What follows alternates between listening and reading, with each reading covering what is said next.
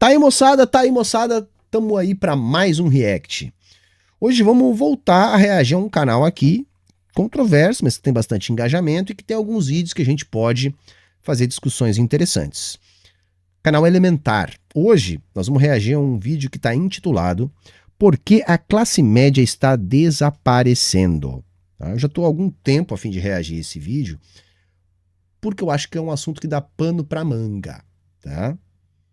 A explicação curta e grossa é por causa do capitalismo. Agora vamos destrinchar isso, né? Vamos entender isso.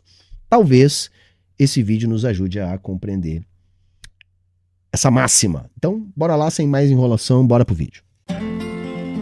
A classe média sempre foi sinônimo de estabilidade. Sem muitos luxos, mas também sem passar tanta dificuldade, a classe média era tida como essencial para a economia de um país. As famílias tocavam a vida normalmente, bastando um pai assalariado para sustentar uma casa inteira.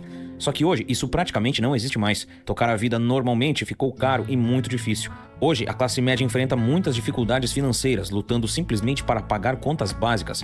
Algo especialmente verdade depois de aumentos sucessivos nos preços de itens fundamentais, como gasolina, gás de cozinha, carne e até leite e vegetais. Só um adendo, tá? Essa classificação classe média, ela é muito ruim. Muito ruim. Ok, no senso comum a gente pode falar, as pessoas entendem do que a gente está falando, dá para usar, não é isso. Mas ela é pouco precisa, tá, galera? Então esse é o primeiro ponto. Porque uma classe que está no meio, entendeu? E você pode fazer o recorte que você quiser. Tem N maneiras de recortar essa classe média, então você pode fazer letrinhas, você pode fazer estratos sociais, você pode botar a régua mais para cima, mais para baixo em termos de renda, em termos de nível de consumo. Dá para determinar, assim, grosso modo, que é classe média de muitas formas. Só que todas essas formas são formas idealizadas. Entende? Você tem que criar um conceito e aí procurar, na realidade, algo que se encaixe no conceito que você criou na sua cabeça. Então, nós marxistas trabalhamos com isso de outra forma. Nós entendemos que existem apenas duas classes sociais, tá? Que não são determinadas por nível de renda, por nível de consumo. Tá? São essas: a classe dominante, a classe capitalista no capitalismo, e a classe trabalhadora, a classe proletária no capitalismo. Né? Então, assim, resumidamente, a classe capitalista é aquela que detém o capital, né, que dispõe de capital, que vive do seu capital, não é isso? O que é o capital? O capital é um valor que tem, né, a característica de se reproduzir, de crescer. E isso acontece a partir do controle dos meios de produção, de reprodução da vida material.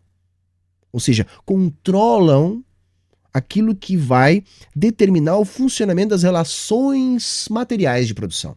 Então, esses são os capitalistas. O capitalista vive do capital.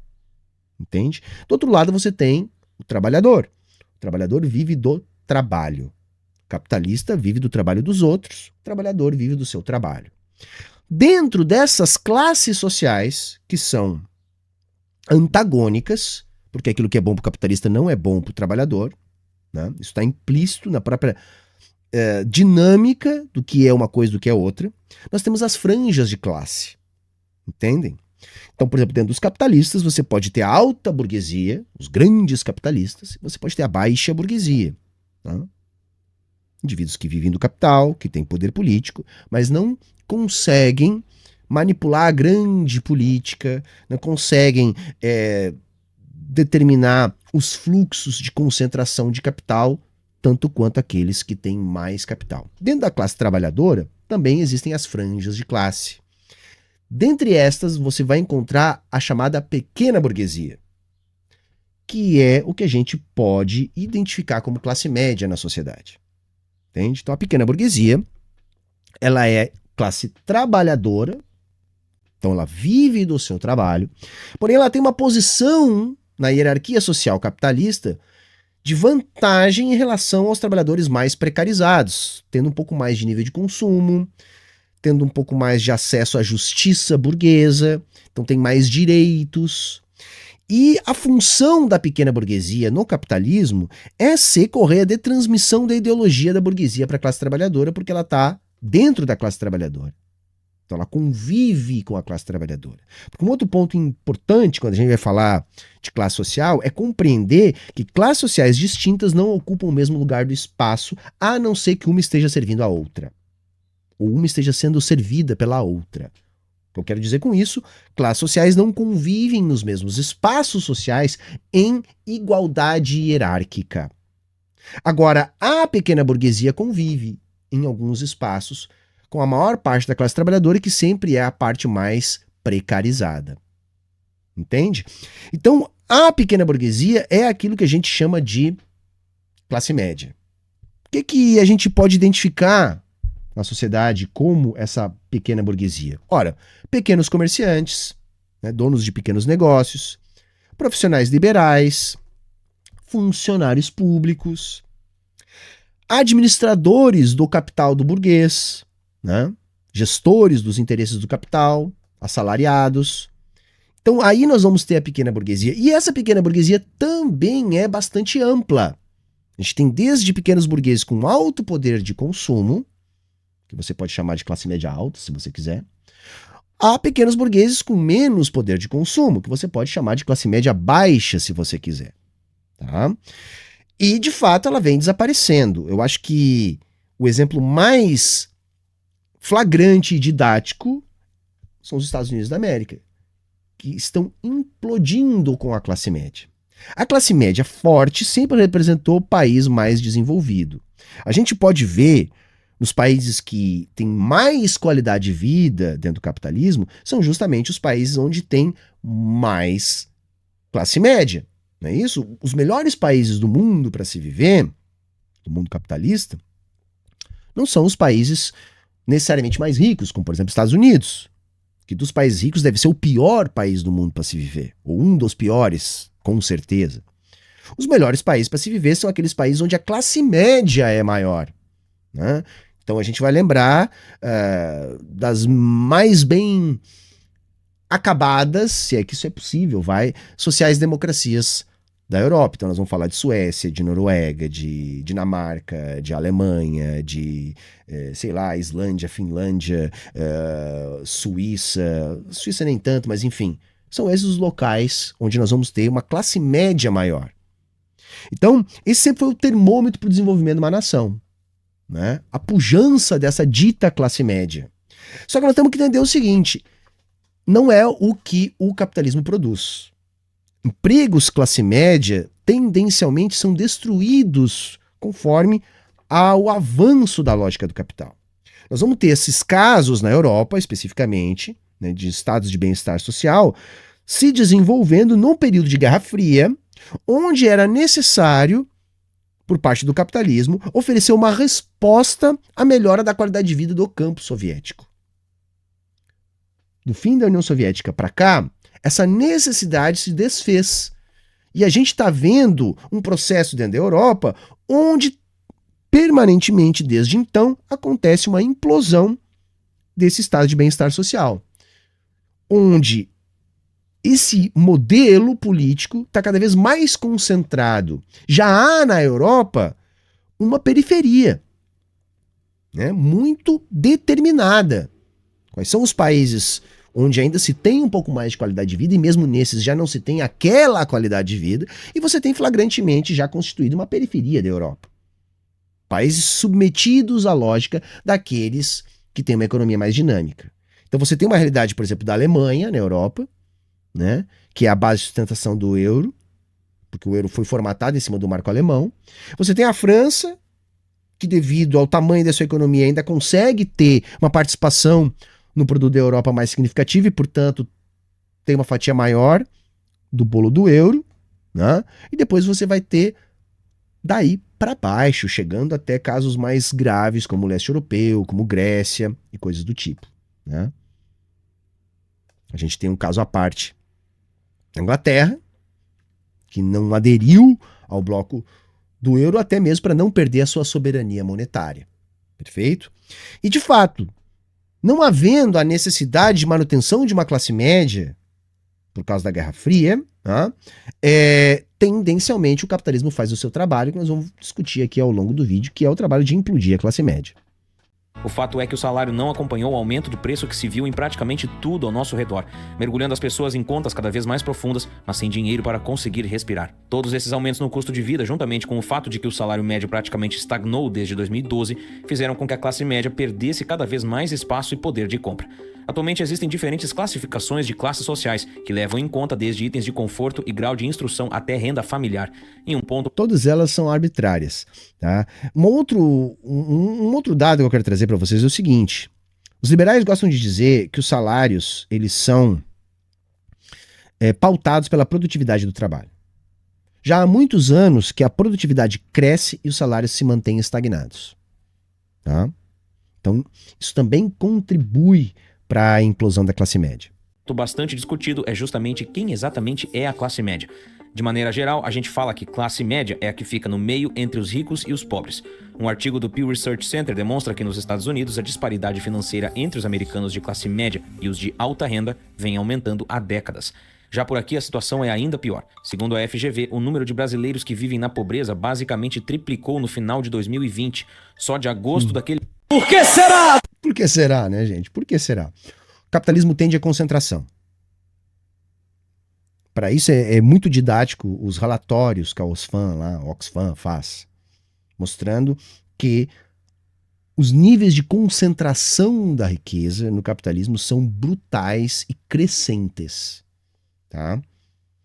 O que a gente pode fazer dentro do capitalismo é mitigar essa concentração a partir de disputas políticas dentro da democracia burguesa, a fim de conseguir alguns avanços que façam o Estado mitigar esse processo de concentração. Porém, este processo de concentração da riqueza, ele é inevitável no capitalismo. Não há expansão do capitalismo sem expansão da concentração da riqueza, tá? Isso quem é pobre escuta falar desde que nasceu, não é isso? Dinheiro chama dinheiro. Quanto mais você tem, mais fácil é de ganhar. Quanto mais pobre você é, mais difícil é de ganhar dinheiro. Essa é uma regra básica que todo pobre entende no capitalismo. Naquele ano, até fevereiro de 2021, esse número saltou de 9,5 milhões de pessoas para assustadores 27 milhões. É claro que a pandemia potencializou muito esse efeito, e isso se tornou mais evidente em alguns setores da indústria, como o setor alimentício. Esse fenômeno fez com que o diretor da Danone, Emanuel Faber, declarasse não muito tempo atrás que não haverá mais uma classe média de certa forma. Parte dela vai cair e ser obrigada a reduzir os gastos com alimentos. A outra parte ficará mais exigente, aumentando os gastos em busca de alimentos mais saudáveis e de maior qualidade. Um outro ponto também, complementando aqui, é o seguinte. A classe média, gente, ela é a mais sensível, tá, às políticas macroeconômicas do governo. Porque como ela não tem capital, ela depende muito da renda. Então ela precisa de ocupação, de emprego, de demanda para ter seu pequeno negócio, de concurso público para ter alguma estabilidade, de aumento das políticas salariais, né, aumento real das políticas públicas referentes a salário. Depende muito disso. Então, quando a economia vai bem, o que acontece com a classe média? A gente viu isso muito no Brasil, galera. Quando a economia vai bem, a classe média, tá, vai bem pro trabalhador, né? Se sente empoderada, se sente rica. E aí começa a se sentir capitalista, saca? É aquele cara que tem uma lojinha de roupa numa cidadezinha do interior que acha que é o rico da cidade. É aquela funcionária pública que comprou um Jeep Renegade financiado em 72 vezes e que acha que chegou lá. É isso? E aí começa a defender a pauta econômica da direita, né? Que ela consome acriticamente como quem consome um enlatado. Quando a economia vai mal, essa mesma classe média que ascendeu, ela é dizimada rapidamente. Quando vem a crise do capital, o que Marx nos ensinou? E ela sempre vem.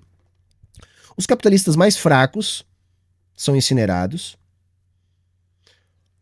A dita classe média, a pequena burguesia, é dizimada, quase que toda, reduzida à pobreza, né? E os capitalistas ficam mais ricos. É isso que acontece na crise. Não é isso? Então é aquela coisa, a classe média, quando vê uma economia um pouquinho melhor, se acha rica. Quando a direita assume o controle das políticas públicas, há um derretimento daquelas políticas que fizeram a classe média melhorar, e aí a classe média toma um choque de realidade e percebe que é ferrada. pobre. A classe média tá a uma demissão de ficar na miséria, gente. Saca? Aquele pequeno burguês que ganha 10 conto por mês, que acha que chegou lá, ele tá a uma demissão ou a uma mudança no seu negócio de virar uma pessoa em situação de rua. E é isso que difere a classe média do burguês. O burguês não tá sujeito a esse tipo de intempérie. Tá? O burguês, na pior das hipóteses, ele pode ter um revés, mas ele não vai quebrar tão facilmente. A classe média quebra. Mas a gente sabe que essa tendência não é exclusiva dos alimentos e parece se estender para outros mercados também. Afinal de contas, o que está acontecendo com a classe média e por que ela está lutando tanto para sobreviver? Estaria a classe média realmente condenada a desaparecer? No capitalismo, sim.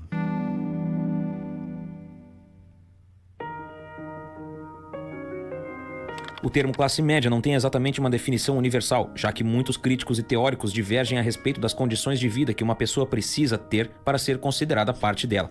Mas ao mesmo tempo é muito fácil perceber o uso recorrente desse termo, seja nos jornais, na televisão ou na internet. O fato é que para a maioria da população a classe média é aquela fatia de pessoas que está no meio, entre os mais ricos e os mais pobres de uma sociedade, ou seja, aquelas pessoas ou famílias que vivem de uma maneira razoável, que não passam por grandes apertos, mas também não podem sair torrando grana por aí. Por muito tempo, a classe média foi cobiçada como ideal de vida para se atingir, tida como essencial para a economia de um país, já que na maioria dos países economicamente desenvolvidos, ela corresponde a mais ou menos metade da população total. E tem um lance, a classe média é um instrumento da ideologia. Porque se é muito difícil você ascender de classe social no capitalismo, ou seja, você ser classe trabalhadora e virar classe dominante, não é impossível, mas isso é exceção. É muito difícil e quando acontece, a ideologia joga um foco em cima para todo mundo acreditar. Agora, você ter alguma melhora na sua condição de vida, né, mudando o seu poder de consumo dentro da classe trabalhadora, isso já não é uma exceção. Isso é difícil, não é o mais recorrente, mas acontece mais do que a pessoa ser classe trabalhadora e virar burguesa. E aí, a ideologia usa isso. Usa isso para tudo, tanto para te manter motivada a continuar reproduzindo o capital do burguês, né? Quanto para te fazer acreditar que o teu sucesso ou o teu fracasso depende de você e não da estrutura onde você está inserido. Por isso que ideologicamente a classe média ela é peça, determinante para o rumo político. Entende? Os processos revolucionários, eles dependem que a gente ganhe a classe média. Não só a classe trabalhadora. Né? A classe média é a classe trabalhadora, vocês entendem do que eu estou falando. Né? A pequena burguesia. A gente tem que ganhar a pequena burguesia também. Ganhar a pequena burguesia significa ter uma correia de transmissão da nossa ideologia para a classe trabalhadora. Entende? É isso. Por exemplo, por que o PT consegue vencer as eleições no Brasil? Porque consegue fatia significativa da classe média. E isso impacta a classe trabalhadora mais precarizada. O que eu notei na eleição do Bolsonaro, lá atrás, dando aula em escola de periferia? Os pais dos meus alunos, majoritariamente, estavam com o Bolsonaro. Influência do pastor, influência do patrão, influência da mídia, do WhatsApp, enfim. Nessa última eleição, eu sabia que a chance do Lula era muito maior, dentre outras coisas, porque eu vi essa mudança. Os pais dos meus alunos de periferia já estavam decepcionados com o Bolsonaro. Já estavam aderindo ao lulismo. Eu tenho otimismo no sentido de que uma hora a gente pode também conseguir convencer a classe média e a classe mais precarizada de que não é o lulismo que vai nos salvar, e sim o processo revolucionário e a organização da conscientização de trabalhadoras e trabalhadores. Sua origem é histórica e pode-se dizer que foi mais ou menos no final do século XVIII que o termo começou a ser usado. Naquela época, Thomas Gisborne, padre e teórico inglês, se referiu à classe média durante a Revolução Industrial como uma parte da população que se encaixava no meio termo entre os grandes donos de terras, que detinham grandes riquezas, e os trabalhadores urbanos e agrícolas, que eram pobres e trabalhavam para os senhores. Na ideia de Thomas, as pessoas da classe média eram os profissionais liberais que realizavam trabalhos não manuais, muitas vezes pessoas alfabetizadas ou com algum diploma, o que ainda não era tão comum naquela época. Com o desenvolvimento do capitalismo industrial no século XIX e a chegada do trabalho assalariado, o cenário mudou, mas a classe média ainda era composta, no geral, pelo trabalhador que possuía mais habilidades e mais... Vejam, estão vendo como é problemática esse tipo de definição? Porque aí você tem que mudar a definição.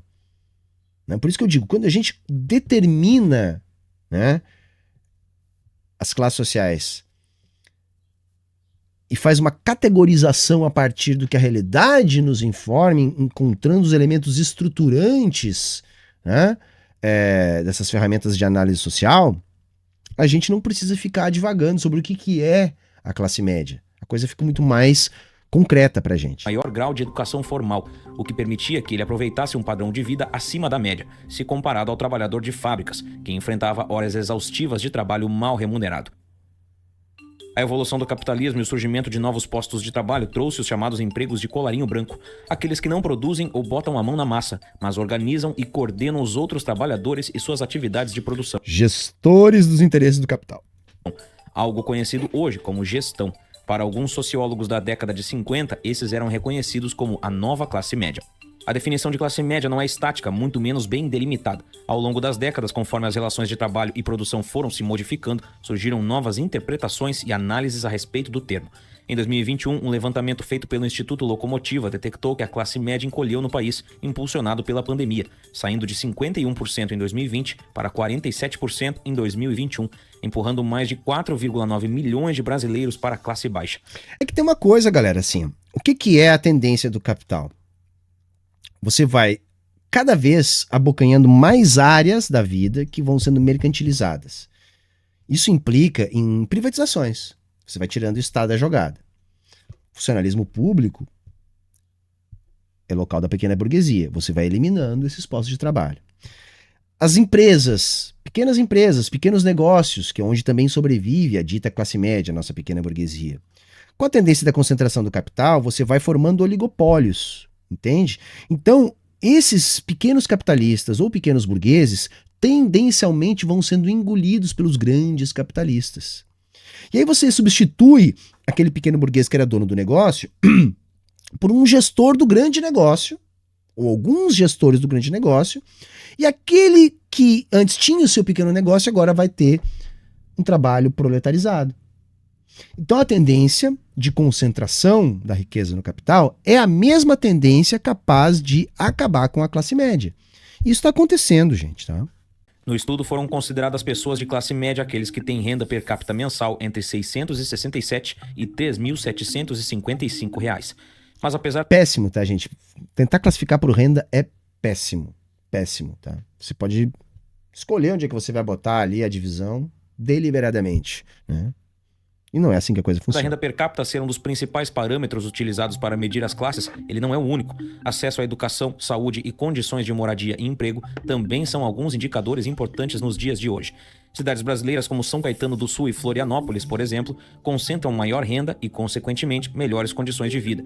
Com renda média que ultrapassa os R$ 4.000, será que seria interessante classificar a classe média dessas cidades como aqueles que ganham menos que 3.700, como na pesquisa? Não. Aliás, quem ganha R$ 4.000 hoje no Brasil deveria ser considerado rico? Quem sabe do custo atual de morar no Brasil sabe que isso não... É que não, galera, porque isso é uma outra coisa, assim. Nós não temos que pensar em riqueza, tá? Em termos de hierarquia social, a partir de um valor X, de um padrão de consumo X. Porque isso varia muito, gente. É muito volátil, entende? Qual a segurança desse consumo? E outra coisa que eu tenho buscado chamar a atenção. Nós não podemos dizer o que é bom para se viver com base na média do que os brasileiros vivem. Porque nós vivemos num país pobre, periférico dependente, entendeu? Onde nós não temos acesso ao mínimo. Então é aquela coisa assim, eu vou me comparar com a maior parte dos brasileiros, e eu vou dizer, não, então eu tô bem. Porra, eu tô bem, mas eu não consigo ter casa própria, eu não tenho segurança pro futuro, pra minha aposentadoria, eu não sei o que vai ser das minhas contas daqui a 3 meses, mas eu ganho hoje mais que a média. Qual o problema disso, gente? O problema é a visão rebaixada do que deveria ser o mínimo pra gente viver. Entende? Eu acho que assim, ninguém pode dizer que é rico no Brasil, ou que tá na classe média, ou que tá acima da média, ou qualquer coisa que você quer dizer, se você não tiver segurança para ter aquilo que deveria ser o mínimo. E o que para mim é o mínimo? É ter um lugar confortável para morar, é ter saneamento básico, é ter escola de qualidade, é ter uma alimentação de qualidade, é ter um transporte público de qualidade, é ter um sistema de saúde de qualidade, é ter acesso a essas coisas que hoje nós já temos condições de ter no mundo para todo mundo. Então não é se eu ganho 2, se eu ganho 3, se eu ganho 5. É se com o que eu ganho eu consigo ter segurança para o futuro e acessos mínimos, aquilo que deveria ser o básico para todo mundo ter uma vida digna. Porque nós já temos condições de ter. Então eu não posso achar que eu tô bem, mesmo tendo muita dificuldade de ter o mínimo, só porque a maioria tem ainda mais dificuldade que eu de ter o mínimo. Então não é eu que tô bem, é a maioria que tá mal, gente.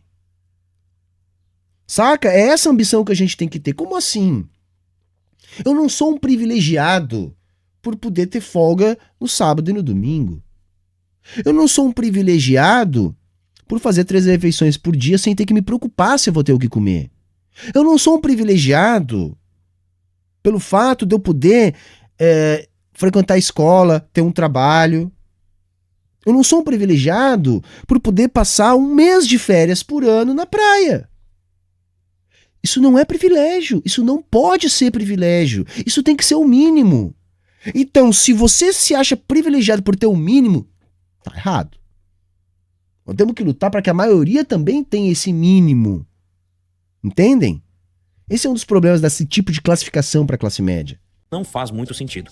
A realidade é que a classe média brasileira vem se modificando e, principalmente depois da pandemia, os desafios para manter padrões de vida medianos se tornaram mais difíceis do que antes. Infelizmente, ao que tudo indica, o cenário não vai melhorar tão cedo.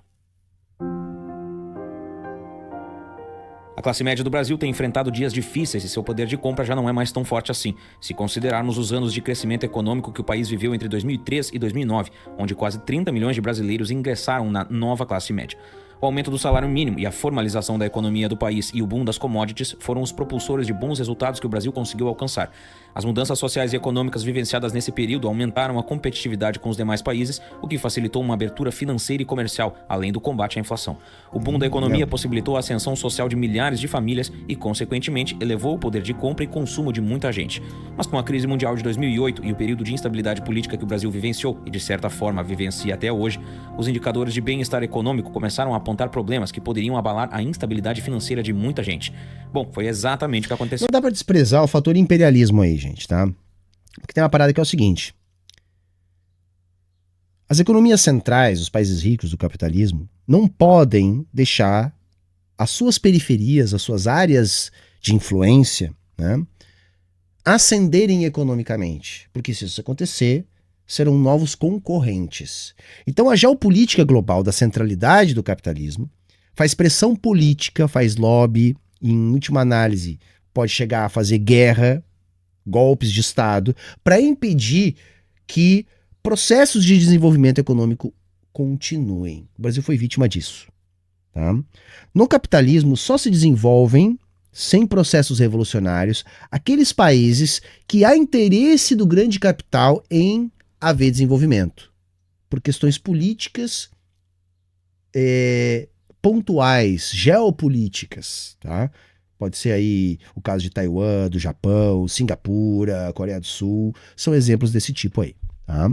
A desaceleração da economia começou a gerar um cenário de instabilidade econômica que foi bastante acentuado pela pandemia de 2020, uma crise que chegou de surpresa e impactou diretamente o orçamento de milhares de pessoas. Mas antes mesmo da pandemia, o cenário já não era dos melhores. Segundo dados da Fundação Getúlio Vargas, a capacidade de poupar da classe média do Brasil caiu muito. Ela despencou entre 2007 e 2010 e ficou... Poupança é produto da renda. Então houve uma queda da renda, um aumento brutal do desemprego, um aumento brutal da informalidade, tá? E isso significa diminuição da poupança, tá? Poupança é produto da renda por um motivo muito simples, eu também repito isso com alguma frequência. Só poupa quem tem. Entende? Para ter tem que haver investimento. Então o investimento precede a poupança. Não é isso? Então, se há uma queda do emprego, uma queda da renda, há uma queda no nível de poupança. Ou estagnada entre 2010 e 2015. Com o custo de vida elevado e as oportunidades de emprego cada vez mais escassas, o ciclo do endividamento parece não ter fim. O aumento dos gastos não acompanha a renda, que cada dia mais é... Outro fator importante para o endividamento da classe média foi o aumento da taxa de juros. Tá? Porque a classe média é a que mais recorre a crédito para consumo. A burguesia recorre a crédito para um caralho. Mas é um outro movimento, é um movimento de crédito para investimento, tá? Porque a maior parte do investimento vem do crédito, também não vem da poupança, vem do crédito, e quem tem capital tem mais acesso a crédito.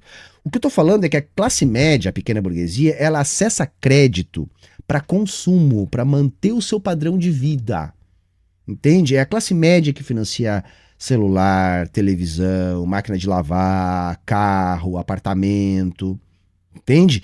A classe média ela é mais dependente desse tipo de crédito para conseguir existir, porque ela se equilibra no fio da navalha. Um outro detalhe importante da classe média é o seguinte: as conquistas de consumo da classe média elas são muito frágeis, muito frágeis. Por isso que a maior parte da classe média, ao menor sinal de crise, entra em desespero para manter o pouco do consumo que consegue ter. Que é o quê? Morar num bairro que não seja uma periferia, de repente ter acesso a uma escola privada nos grandes centros, onde isso é um pouco mais determinante para a educação das crianças, consegue ter daqui a pouco um plano de saúde. Essas coisas que são os símbolos da classe média são as primeiras a serem incineradas na crise. Então tira a criança da escola privada, cancela o plano de saúde, vende o carro porque não consegue mais pagar o seguro ou a parcela, a manutenção, entende? Isso é típico da classe média. Insuficiente para suprir as demandas do mês. Essa realidade atinge em cheio as famílias que se encontram entre os mais pobres e os mais ricos do país. A solução que muitos encontram é recorrer ao crédito para continuar consumindo. Só que o endividamento compromete ainda mais a renda, já que os juros das dívidas em andamento só aumentam as despesas mensais, e basta atrasar o pagamento da dívida que a bola de neve cresce rapidinho.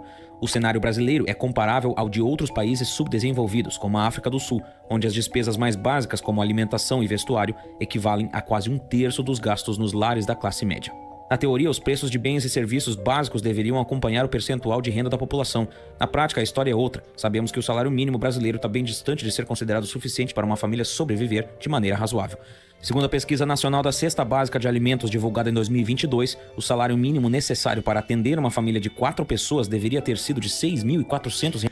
Esses dias eu falei que R$7.000 não era muito para uma pessoa sozinha, né? Muita gente não gostou do que eu falei, achou que eu estava viajando. Pô, galera, se o Diese está dizendo que o salário mínimo deveria ser 6.300, e aí eu fiz uma conta de padaria rápida ali, respondendo um comentário, dizendo, galera, vamos pensar no seguinte, tá? Claro que com 7.000 por mês você vive bem, mas não é muito, isso que eu quis dizer. Não pense que é um salário maravilhoso, que você vai juntar dinheiro, vai garantir a sua aposentadoria confortável. Não é assim. A conta rápida que eu fiz pra galera entender do que eu tô falando é o seguinte. Vamos imaginar uma pessoa que mora em São Paulo. É 7.000 por mês. Essa pessoa, para ter uma vida razoável, para ter o mínimo, que eu considero o mínimo, ela tem que morar em um bairro razoavelmente próximo do seu trabalho. Vamos supor que essa pessoa trabalha no centro, ela vai ter que procurar um bairro classe média próximo do centro. Apartamento de 1 quarto, sala, cozinha, banheiro, num condomínio mais ou menos, quanto é que é o aluguel? Se você pegar aluguel, condomínio, IPTU, água, luz, internet, telefone, que é o básico que você tem em casa, quanto é que vai dar? 2.500 mais ou menos, eu imagino. Aí você vai ter que ter um gasto para ir e voltar para o trabalho. Vamos supor que você vai de metrô, que tem metrô próximo da sua casa. Mas não vale a pena para você voltar ao meio-dia para almoçar em casa. Então você já vai almoçar no centro, você já vai ter que comer no restaurante. Ou no restaurante uma comida decente, vai. Uma comidinha normal, decente. Quanto é que você vai gastar por dia? Bota aí 30, 35 no almoço. Mas você vai ter que jantar. Você vai ter que tomar café da manhã. Você vai ter que comprar material de limpeza. Você vai ter que comprar vestuário. Entende? Não tô nem falando de uma pessoa que tem filhos. Você tem que pagar plano de saúde. Você vai ter que ter alguma reserva para previdência. Uma outra coisa que a galera não bota quando faz esse tipo de cálculo é o imprevisto. Uma coisa que estragou na sua casa. Estragou a sua máquina de lavar. Você ficou doente. Caiu, foi atropelado. Enfim, quebrou a perna. Outra coisa, a previdência. Você tem que pensar no futuro. Se a gente começa a botar na ponta do lápis, não é muito não, galera. Não é muito não. É que a gente acha muito porque a gente ganha mal pra caralho. Entende? E a gente se acostumou a uma vida cheia de restrição. Cheia de restrição. Entende? Então eu não tô nem falando em esbanjar, em ter muito. Eu tô falando em ter aquilo que deveria ser o mínimo. Agora pense no pior. Eu falei em 7 mil. Pense no pior. Pense se você tem um filho. Pois você já vai ter um monte de outras despesas. Já não dá, galera. Para ter esse mínimo que a gente tá aqui acordando ser necessário, já não dá. Eu não tô dizendo que quem ganha 7 mil tá mal. Não é isso. O que eu tô tentando mostrar para vocês, sabe o que é? É que a gente ganha tão mal que a gente começa a achar que o mínimo é privilégio. Tá? E é isso que eu quero desconstruir na cabeça da galera. Reais, considerando gastos com alimentação, moradia, saúde, educação, vestuário, transporte, dentre outros. Ainda de acordo com os dados de 2022, quem recebeu um salário mínimo comprometeu em média 60% da renda para comprar alimentos considerados básicos. Aí eu vou dizer uma coisa. Eu não sei, gente, como que as famílias que sobrevivem com salário mínimo conseguem comer o mês inteiro. Eu não sei qual o milagre que eles fazem com o preço da alimentação. Tá? E ainda bem que eu não tenho essa necessidade, né? E feliz de quem não tem. Mas é uma coisa da gente parar pra pensar. Como que uma pessoa passa um mês inteiro e às vezes sustenta a família com R$1.400? Eu sei porque eu vou no mercado. Né? E aí eu fico pensando o quão bem administra o dinheiro quem ganha salário mínimo. Para vir um econocoach falar que o pobre precisa de educação financeira. Não, minhas queridas e meus queridos, o pobre precisa de renda.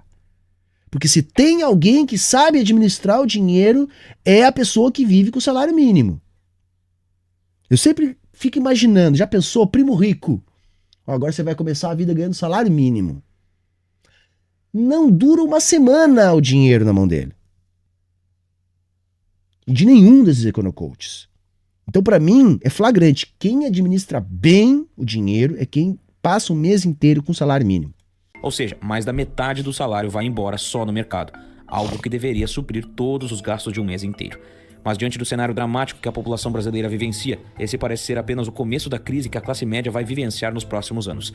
Enquanto seguirmos o ritmo atual, a classe média tende a diminuir drasticamente de tamanho. Os capitalistas sabem, eu já falei disso há pouco tempo, eles sabem que a classe média vai desaparecer. E a solução deles para isso é renda básica universal. Renda básica universal. Porque é necessário sustentar um consumo de massas para haver realização do capital. Então os capitalistas sabem que não dói nada para eles permitir que o Estado garanta uma renda básica universal a fim de manter o volume de concentração do capital produto da expansão da lógica capitalista. Mas não se engane, os impactos desse evento catastrófico serão sentidos em todas as camadas sociais. A expectativa mundial quanto aos mercados emergentes, ou seja, as economias em pleno desenvolvimento, como alguns países latino-americanos e do leste asiático, são muito positivas. Nessas regiões, estima-se que aproximadamente 600 milhões de consumidores da classe média vão atingir um poder de compra de 20 bilhões de dólares até o ano de 2000. Isso é a China, né? China, Vietnã. Eu não acredito que isso se expanda para outras áreas, tá? Não acredito nisso, tá? 2025 no total. Mas mesmo diante das expectativas de um futuro positivo, a classe média enfrentará dificuldades relacionadas ao custo de vida e manutenção de serviços básicos, como saúde e educação. E este é o caso do Brasil. Enquanto o fator renda for um impedimento para o crescimento e ascensão social das famílias, mais e mais pessoas acabarão caindo no poço sem fundo do endividamento e dos juros altos, em busca de continuar consumindo para manter o mínimo padrão de vida considerado adequado. Países como a Coreia do Sul e Singapura, que atualmente compõem o grupo dos tigres asiáticos, enfrentaram períodos de baixa econômica e instabilidade, mas conseguiram superar rapidamente investindo grande parte das suas riquezas na área da educação e tecnologia. Detalhes, tá? Singapura, Coreia, se desenvolveram como ditaduras, regimes autoritários de direita, tá? Supressão de direitos políticos, tá? E com a chancela dos Estados Unidos para criar núcleos capitalistas numa região geopolítica onde era necessário aumentar a influência do Ocidente. Singapura, galera, tá? Primeiro é uma cidade-estado, onde o Estado controla os aluguéis, é sócio de companhias de táxi, de barbearias, controla até o chiclete que você masca, determina quantos carros podem ser vendidos por ano. Se você quer trocar de carro, tem que pedir autorização em Singapura. Tá? Quando algum liberal vier falar de Singapura, lembrem disso que eu tô falando. Tá? Coreia do Sul em guerra, né? Em guerra. Um enclave político-econômico, uma semicolônia dos Estados Unidos, com economias altamente dirigidas, investimento público pesado, tá? Política industrial. Olha o que é a história, tá? Das montadoras de carro da Coreia do Sul, desenvolvidas a partir do planejamento do Estado, da compra governamental, política industrial, exigindo metas de ganho de mercado global. Tá? Então, teve a chancela do Ocidente, tá? E foram economias que cresceram sendo conduzidas pelo Estado. Isso tem que ficar muito claro. E atualmente são exemplos de economias desenvolvidas. Mas mesmo que os países tomem iniciativas para amenizar essa situação, a classe média atual já enfrenta uma realidade bem diferente das gerações passadas, ou pelo menos dos últimos 30 anos. Viver na média ficou mais difícil. De acordo com a OCDE, a classe média diminuiu em 40 países ao redor do globo, desde a geração dos baby boomers. E é claro, a imensa maioria dessas pessoas... A geração de baby boomers, que era aquela geração que ainda vivia o auge da Guerra Fria, né? Que era necessário o capitalismo entregar alguma coisa, né? O que alguns autores da época chamavam de capitalismo monopolista de Estado, né? As políticas keynesianas mais agressivas, onde as economias capitalistas cresceram mais. Os anos 80 marcaram o encerramento disso com a chegada do neoliberalismo, né? O campo socialista foi dado como derrotado depois do período do Stalin e a penetração política no campo soviético. E aí a galera ligou, foda-se, vamos privatizar, vamos implodir a classe média mesmo, vamos acabar com os direitos trabalhistas, o estado de bem-estar social. É isso. Isso vem acontecendo desde a virada para os anos 80 e está se acentuando. Obviamente não saiu da classe média porque subiu de classe. Parece certo que o encolhimento da classe média seja realmente uma tendência mundial e que com isso as gerações mais jovens dificilmente tenham as mesmas oportunidades que seus pais tiveram. Enquanto nossos pais provavelmente conseguiram comprar uma casa própria muito mais fácil e bem mais jovens, a geração atual e a futura geração dificilmente vai alcançar esse feito tão cedo. Não existe mais essa história de casa própria, tá? Acabou. Acabou. Se você não tem herança, acabou, galera. Casa própria... Eu imagino um futuro do capitalismo onde... vai ser mais um setor oligopolizado. Já está nesse processo, né? Bastante acentuado, inclusive, sobretudo nos grandes centros, na mão das grandes construtoras, dos grandes empresários, do setor imobiliário. Mas é isso, é isso. Pode ser até que muitos nunca alcancem. É claro que essa mudança reflete brutalmente na economia dos países. E outra coisa, não é só a casa própria que não vai ter mais, não. Não vai ter mais aposentadoria. O aposentado é um problema para o capitalismo. O desempregado tem função no capitalismo, é exército de reserva. Ajuda a disciplinar a classe trabalhadora e regular o preço da força de trabalho. O aposentado não tem função no capitalismo. Não vai haver aposentadoria no capitalismo. Tá? Ou você vai estar numa faixa de renda capaz de fazer a sua própria previdência, ou você não vai se aposentar. A minha geração, tá? Eu que sou millennial, dificilmente vai se aposentar. As que vieram depois da minha geração não vão se aposentar. Escrevam o que eu estou dizendo. Isso é um desejo antigo do capitalismo. O que fazer com os velhos?